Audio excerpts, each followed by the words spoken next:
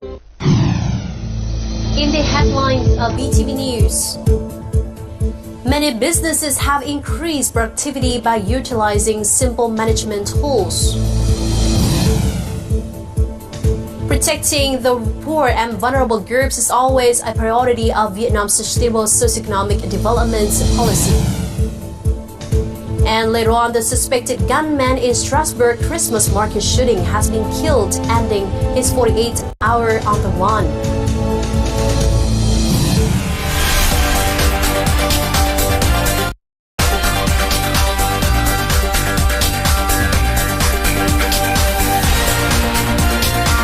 Broadcasting from Hanoi, the capital of Vietnam. VTV News starts right now. Hello, it's good to have you back here on VTV News Live at 3 p.m. local time. You're with me, Dai Chung from Hanoi. And we now start with our top news. The government office has announced the Prime Minister Nguyen Xuan Phup's conclusion on the draft resolution of the government on the use of public access to pay for the build and transfer of BT investors. Now, if the BT investor is found to be in breach but has not caused losses to the state property, the build and transfer contract must be adjusted. If the investor is found to have violated the law on state budget, construction, land management, and bidding, the investor is subject to the cancellation of the contract and sanctions under legal provisions.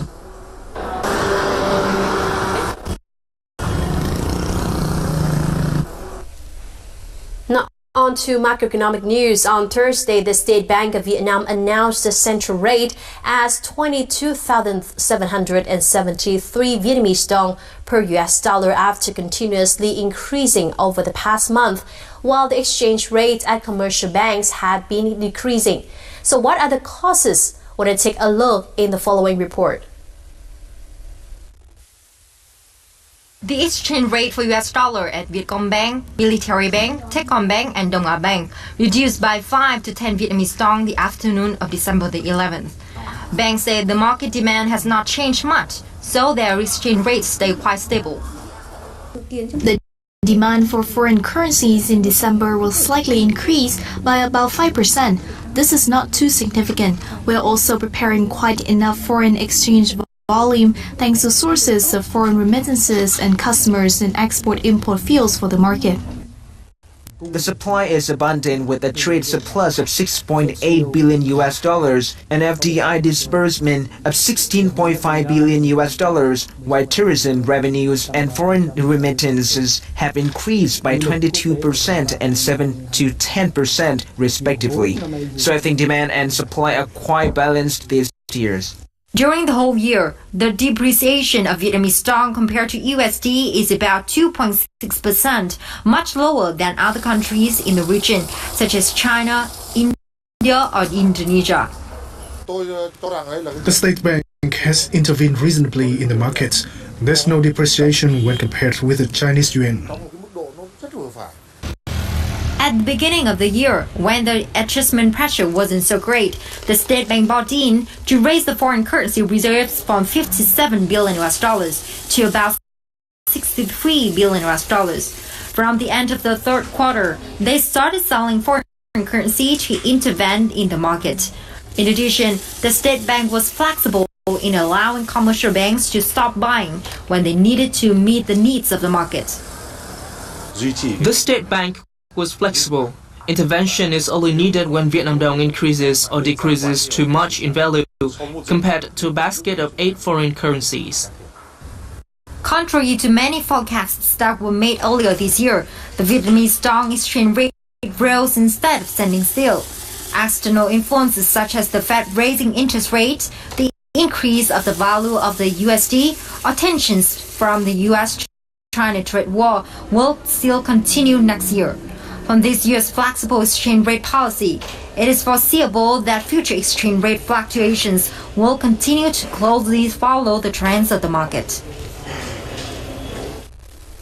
Comparing Vietnamese labor productivity with countries in Northeast Asia and Southeast Asia, statistics show that in all 9 important sectors, Vietnam's labor productivity is at or near the lowest level. Supported by the national programs on improving productivity and quality of goods, also known as Program 712, many businesses have found solutions from simple management tools. A report from Đồng Tháp Province.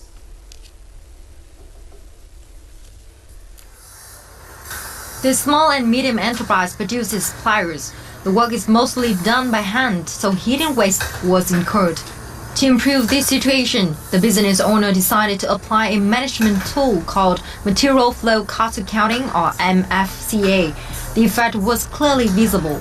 The new management tool helped control production data, allowing remedies to be applied when necessary.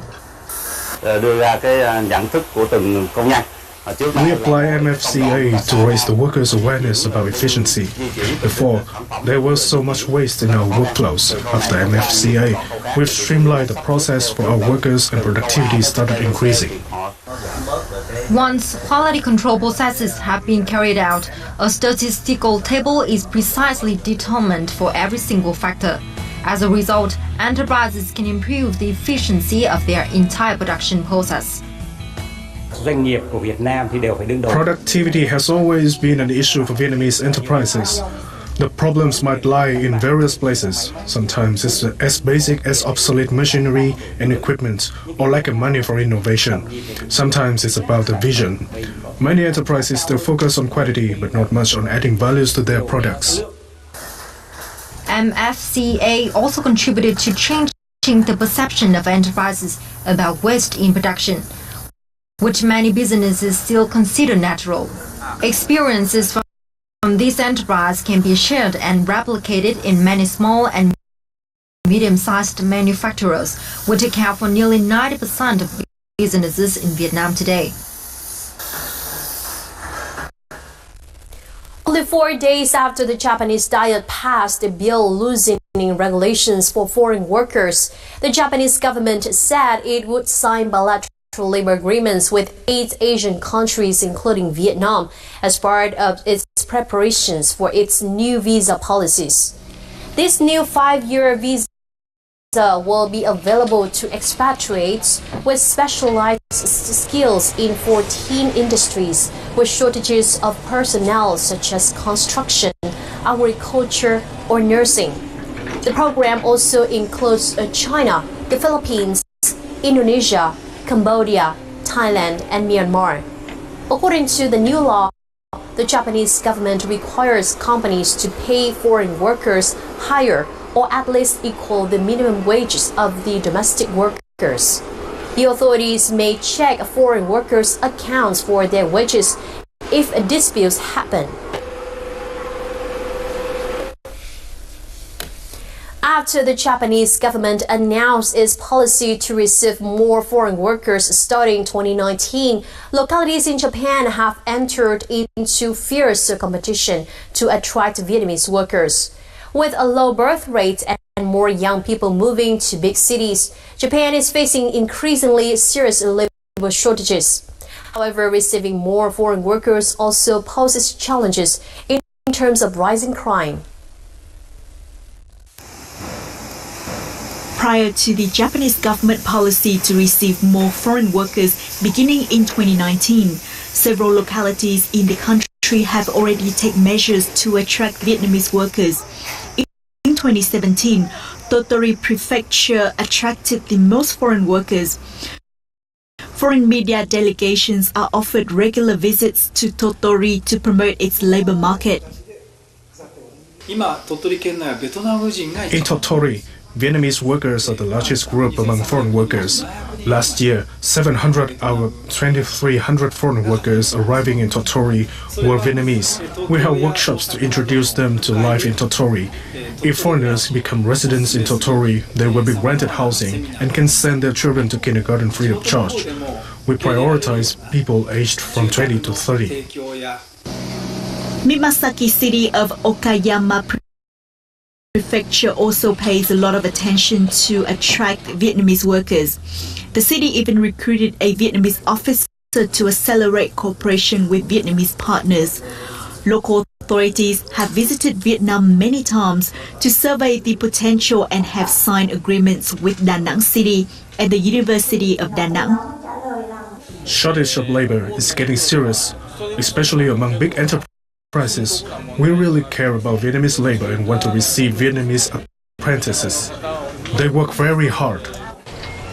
Thanks to their diligence and cultural similarities, Vietnamese labor is preferred by Japanese localities. However, it has been reported that over 3,750 Vietnamese apprentices have violated their visa terms. According to Tough Dev, a recruitment network and ecosystem in the mobile and IT sectors, the number of jobs in the information technology industry in Vietnam will be gradually increasing over the years. In 2018, the programmer market will require 350,000 people, but Vietnam can only provide 200,000 programmers. On Thursday, the Vietnam Web Summit 2018 was organized by Top Dev to serve as a bridge to connect employers and young people in the IT industry. The company currently has a team of about 150 programmers, but the number may increase up to 300 over the next 2 years. Events like the Vietnam Web Summit provide opportunities for the company to recruit many quality personnel for themselves. We hope to find competent candidates that have good skills and can speak English well. There are many young people in the sector joining this summit. We've come here so that they will know about our job opportunities. According to experts, Vietnam's programmers are of high quality and lead the Southeast Asian region when it comes to working capability. They are also ranked 23rd in the world. There are many foreign investment sources pouring into the market. Technology startups are also quickly increasing in number, and that requires programmers with better competency. Vietnam is still outsought for software creation and building practical apps based on the world's research. Research activities still aren't strong though, so we created this playground for programmers to join high-tech fields. Recently, many IT companies have been cooperating with schools for training in order to have human resource with competent abilities to recruit in the future. With a growth rate of 50% per year, Vietnam has been attracting the world's leading IT corporations, along with the quality of training that has started to become recognized. The programmer market in Vietnam is expected to be able to export the human resource in this sector in the near future. Up next in our Forex quotes, let's check out our updated foreign exchange rates between Vietnamese dong and world's hard currencies for today's trading.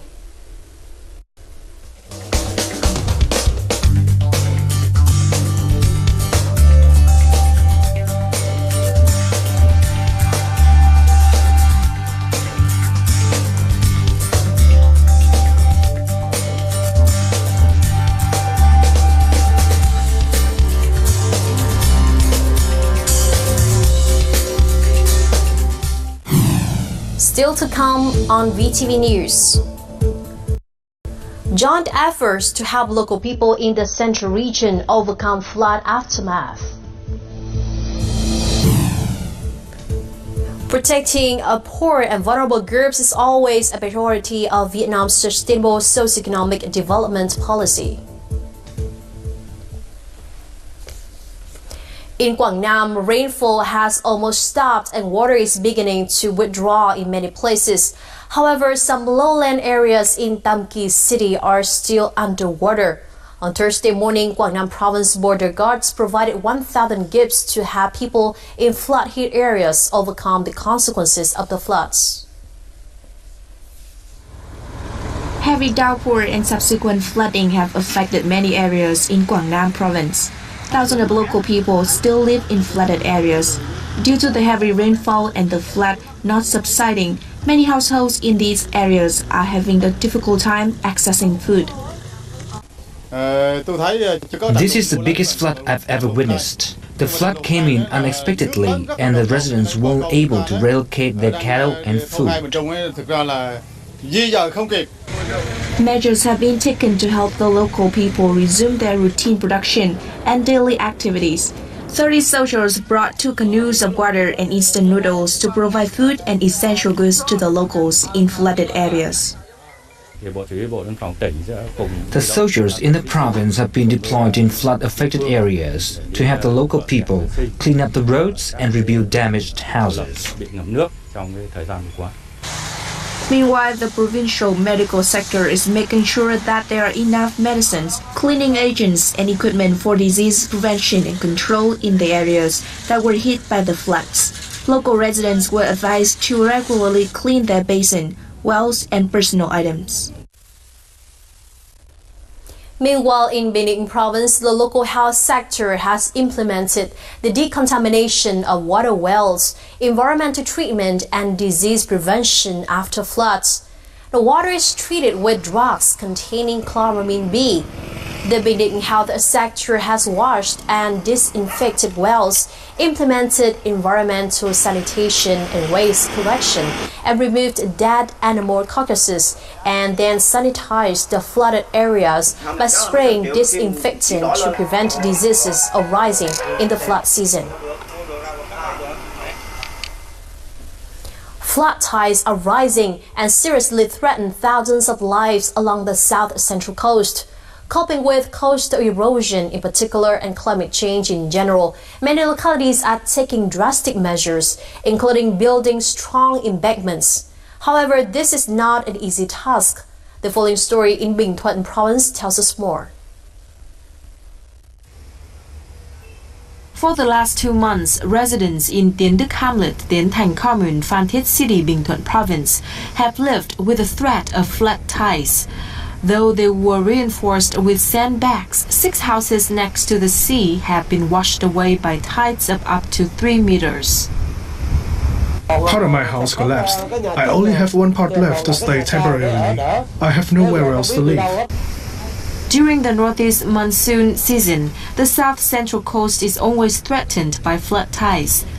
Building embankments is an effective way to protect coastal residences. Liên Hương town of Bình Thuận province has been safer thanks to a temporary embankment. This area used to keep eroding, but the embankment protects us. After each flood or storm, each central province will have 1 to 3 erosion areas, which are often fixed with temporary measures because authorities cannot afford to do so. Building solid embankments in areas that are regularly eroded also takes quite a long time due to limited capital. There have been plans for building solid embankments, and I think the construction should be accelerated in order to make embankments more effective. At a recent meeting on coastal erosion and aggradation in the central region, Prime Minister Nguyễn Xuân Phúc agreed to give central provinces around $34.3 million to take urgent actions to fix dangerous erosion areas. Also, another $43 million will be spent on medium-term plans for mitigating coastal erosion. Protecting and taking care of poor and vulnerable groups is always a priority in Vietnam's sustainable socioeconomic development policy. The government has implemented many programs and policies to achieve this goal.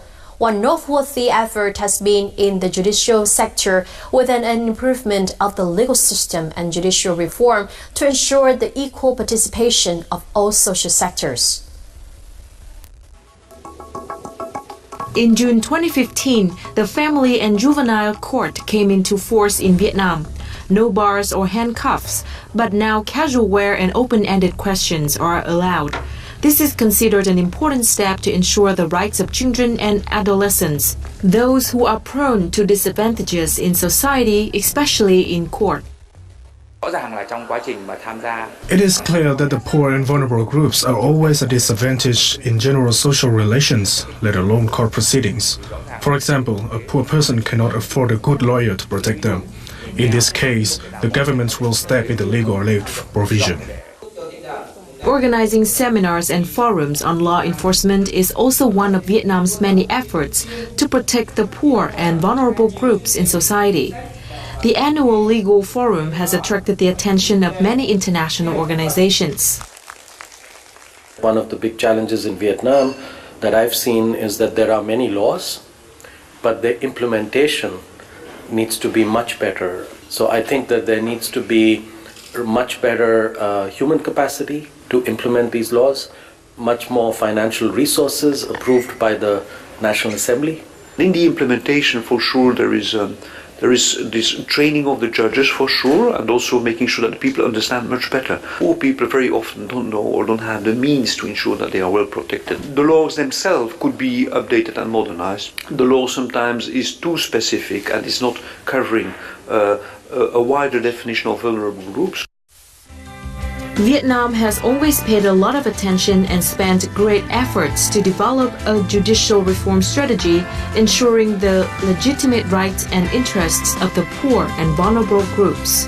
The new constitution in 2013, the law on children in 2016, the criminal procedure code and many other legal documents all reflect Vietnam's consistent position on this matter. For the first time ever, a university in Vietnam has established an interdisciplinary research center in the field of health sciences. The center is drawing the participation of prestigious international professors from countries such as the US, UK, and Canada. The center is named the Research Center of Excellence and the Bioethics Council of Nguyễn Tất Thành University. It consists of 5 in-depth research departments, which is a prerequisite for innovation for students. The model has been deployed in some European countries besides Brazil and South Korea.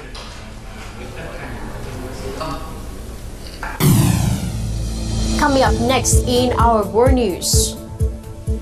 The suspected gunman in Strasbourg Christmas market shooting has been killed, ending his 48 hours on the run. And later on, Britain's Prime Minister arrived in Brussels to lobby European leaders for help after surviving recent parliamentary mutiny. Welcome to our world news. The suspected gunman Sheriff Shikard, who killed 3 people at a Christmas market in Strasbourg, has been killed, to police sources said on Thursday, ending his 48 hours on the run. Now, Sheriff Shikard was killed in the Nudolf-Meno area of the city after a police operation was launched around 9 p.m. local time on Thursday, about 2 kilometers from where he launched his attack on Tuesday. Shikard was killed after firing on police officers, who returned fire. Authorities say the 29-year-old was known to have developed radical religious views while in jail. The Paris prosecutor's office says Shikard's parents and 2 brothers were being held in custody. A rash of bomb threats were emailed on Thursday to hundreds of businesses, public offices, and schools across the United States and Canada, demanding payment in cryptocurrency, but none of the threats appeared credible. Now, this is according to law enforcement officials. Initial jitters sparked by the wave of awkwardly worded messages threatening to set off explosives unless $20,000 were delivered in Bitcoin. The security scare began shortly before 2 p.m. EST or 7 p.m. GMT, as police departments in major U.S. cities began reporting that numerous local businesses had received the menacing emails. 6 hours into the security scare, no actual explosives had been found. Now, Britain's Prime Minister Theresa May arrived in Brussels on Thursday to lobby European leaders for help after she survived a parliamentary mutiny that highlighted the deadlock over Brexit. We now have a discussion with Rupert Woodward, Deutsche Welle correspondent, to know more about the Brexit deal. Hi Rupert. Now, British Prime Minister Theresa May had traveled to Brussels to the EU summit. What is she taking back home to London?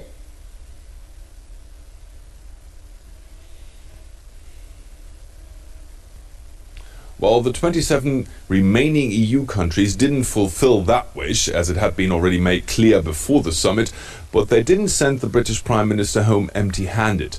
The EU wants to add a declaration of goodwill to the Brexit agreement, which basically gives reassurance to the British that the EU will not try to keep the British longer within Europe as needed.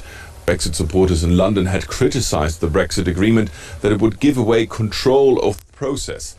But many EU leaders seem to lose patience with the UK now, or as the head of the European Commission, Jean-Claude Juncker, said after the summit, our UK friends need to say what they want. So is this offer likely to have Theresa May to find support for the Brexit deal at home?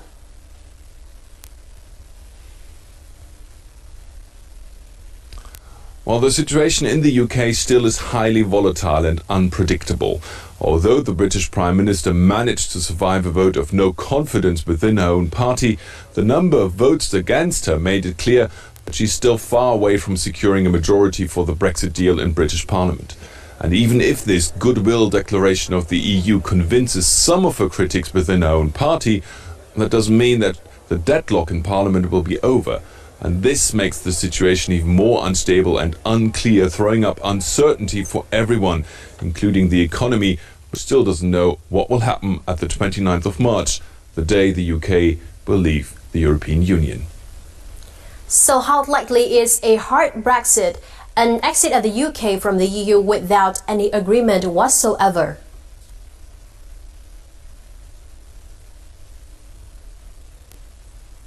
If the deadlock in the British Parliament continues, there are only two options. Either the British government asks the EU for an extension or even suspension of the Brexit process to buy more time, or the UK will crash out of the EU and will find itself without any trade agreements or tariff agreements to the remaining 27 EU countries, which would mean an economical disaster for both sides.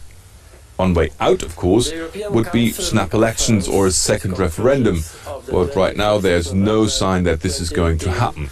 British Prime Minister Theresa May has ruled out both options. Rupert Wiederwald from Deutsche Welle, Berlin, for Vietnam Television. Thank you, Rupert, for your information. Now moving on to other news.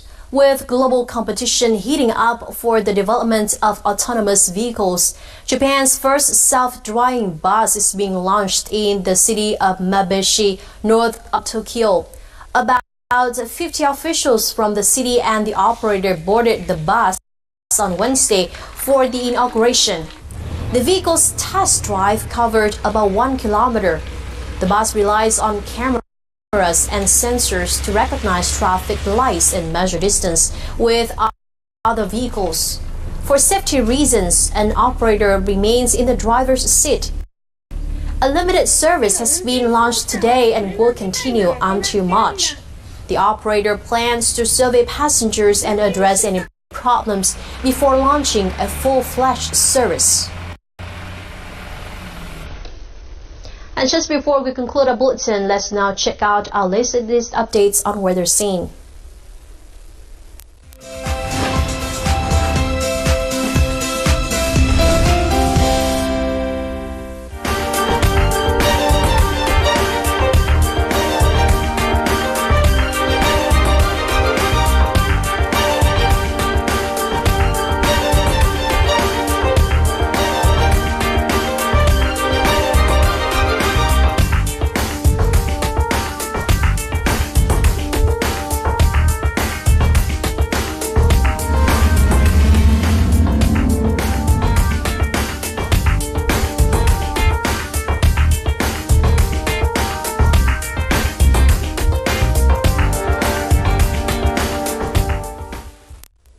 And that's all we have for now. Don't forget to log on to vtv4.vn or our YouTube channel at VTV4Go, or simply join us on social media for more news and updates. And goodbye for now.